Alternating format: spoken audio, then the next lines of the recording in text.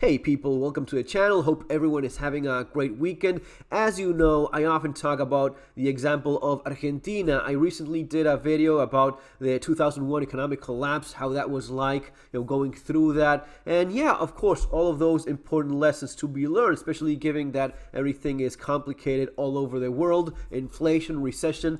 You see Argentina as an example of things that you hopefully don't go through, but if you end up going through it, it helps you plan and prepare better. Before I go on with the video, today 3 p.m. Eastern Time, live here on the channel, talking about everything going on, the situation in Taiwan, what you see in terms of the economy, recession, inflation, and more topics. So keep that in mind if you want to tag along. I will also do the same thing in my Spanish channel. As you probably know, I have two channels, one in Spanish, one in English. So it's going to be like 2 p.m. Eastern Time. I'll start with the Spanish channel. You have all the links there below in the description. You also have the links for my books, Surviving the Economic Collapse and Street Survival Skills and Bugging Out and Relocating. Links available there below. If you want to practice Spanish, that's probably a good idea to get used to it. But anyway, one of the things that people were asking is, how is Argentina today? We get it, what was like in 2001 when you talk about the economic collapse of December 2001. As I've said so many times, as years went by, things did get better in certain aspects. In others, it just kept getting worse. It kept on going through this decay, social, economic, cultural even, and you see poverty just getting worse and worse as time goes by. This is something you should fully expect wherever it is that you are. Now, I've been doing this for a very long time. I've been analyzing different events, studying, researching, writing, working on this. This is what I do, right? Yeah, this is indeed my profession. So I take it very seriously, and when I give out advice, it's based on that. For example, in the case of UK, with everything people are seeing right now, if you've been following the channel, you've had at the very least 5, 6, maybe more years of warning. This was all super predictable. Anyone that knew the first thing about these kind of social events, how the economy ends up affecting society, doesn't happen overnight. It's not just a matter of a few months or even a few years. It takes a very long time so as to see the full, complete picture of what you end up with once those numbers start popping up. Now, how is Argentina today? What is it that people in Argentina are going through right now? Well, this is a 2-minute clip from Al Jazeera, which out of the many I've seen, I think shows a good picture. And let's watch it and comment on that after it, okay?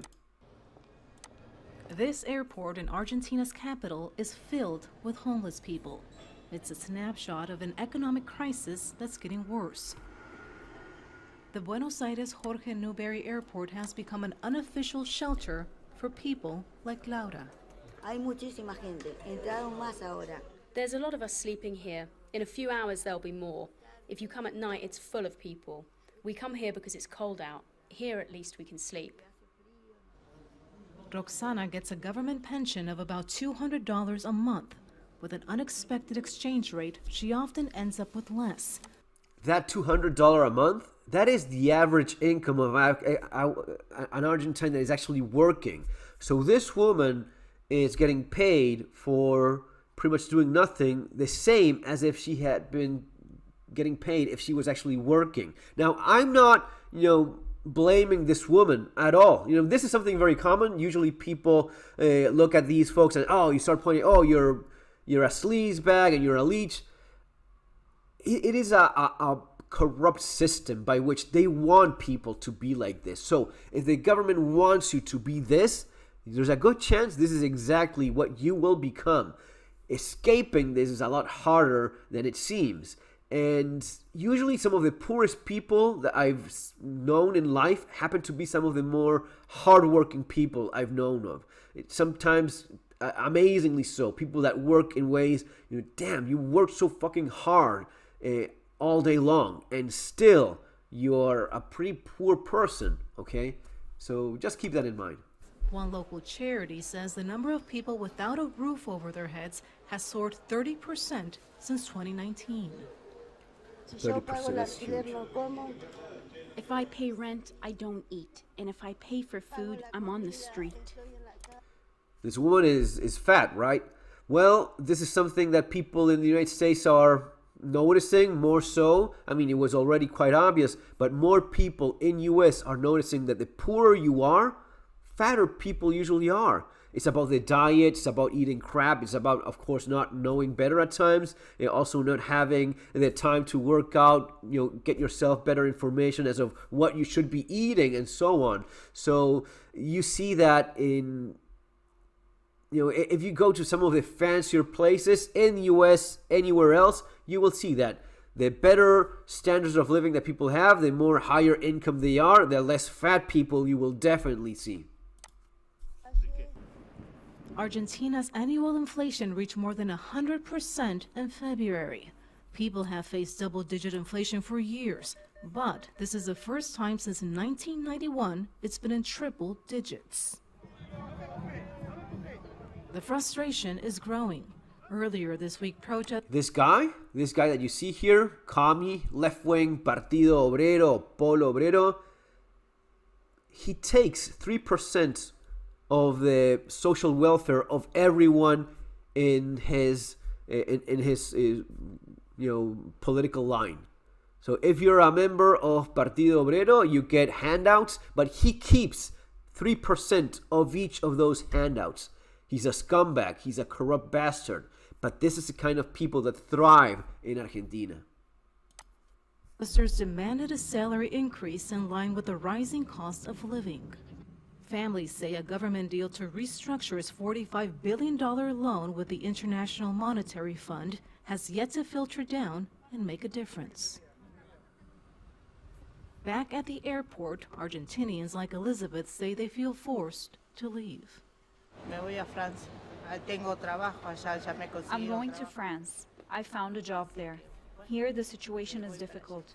My salary is not enough to pay rent. It doesn't matter how much they raise my salary. Inflation is too high. She's among thousands of Argentinians who've decided to leave, hoping one day, if things get better, to fly to that same airport and get back home.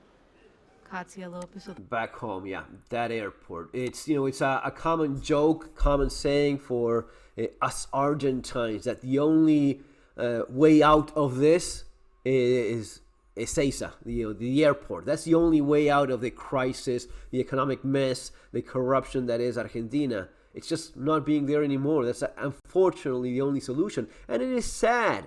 It's sad. You're always missing home, no matter how much time goes by, no matter how well you may be elsewhere. This woman moving to France, I'm sure she will do fine in France. France is having its own troubles, its own problems, but nothing like what you see in Argentina, not even close. You don't see that level of misery, of poverty. Why are people now sleeping in the airport? Because there's a lot of poverty in the country. And it used to be that people would not be allowed into the airport to sleep. It wouldn't be full of homeless people.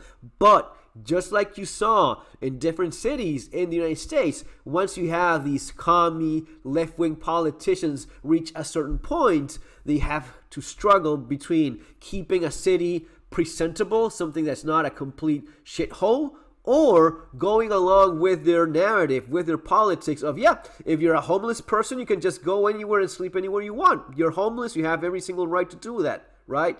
Including your airport, including the place where tourists land and have a first view of your city. Well, now having run your mouth for so long, you have to allow this. That's exactly what happened in this case, in the Ezeiza, with the airport being taken over by allies and pals of the left-wing corrupt government that has that grip in the country. Well, they have to align their bullshit with what they allow in the airport as well. So people just get to sleep in the airport. The homeless people just use it as a homeless shelter. That's how it ends up, guys. That's the way Argentina is as of right now. Over 18 million people unable to afford basic needs in Argentina as of this moment. It is sad. It's definitely getting worse. Even since 2001. You're talking about over 20 years, 2 decades of continuing decadence and sliding down that path. How low can you get? I mean, I always look at Venezuela as, yeah, you can get to that point. Can you get worse than Venezuela? Of course you can. Of course you can.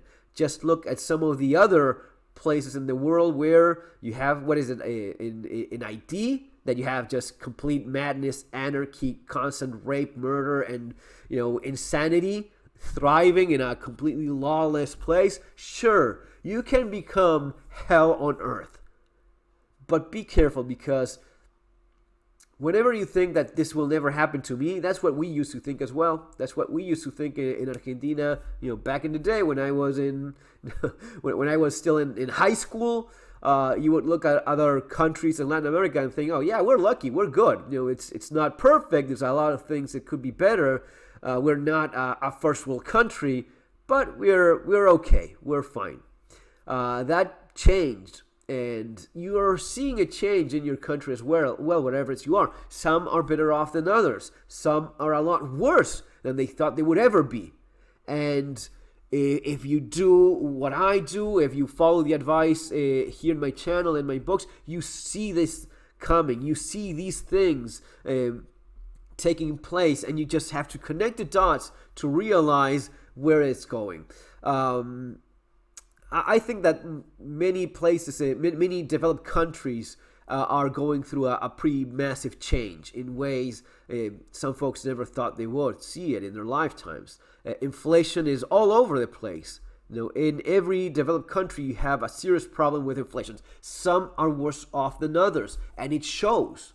You know your own situation, and if you don't, well, maybe get better informed. But no one is getting a free ride here, giving that massive transfer of wealth that we've seen in the last few years. This is all playing out, and what you're basically looking at is globalization of what you saw in Argentina. Okay, we loot a country. Well, we could loot the entire world. Why not transfer all of that wealth into the small groups of people that are in charge of things and, call the shots. Guys, all for now. Remember, I'll see you today, 3 p.m. Eastern Time, for a live stream here on the channel. Take care.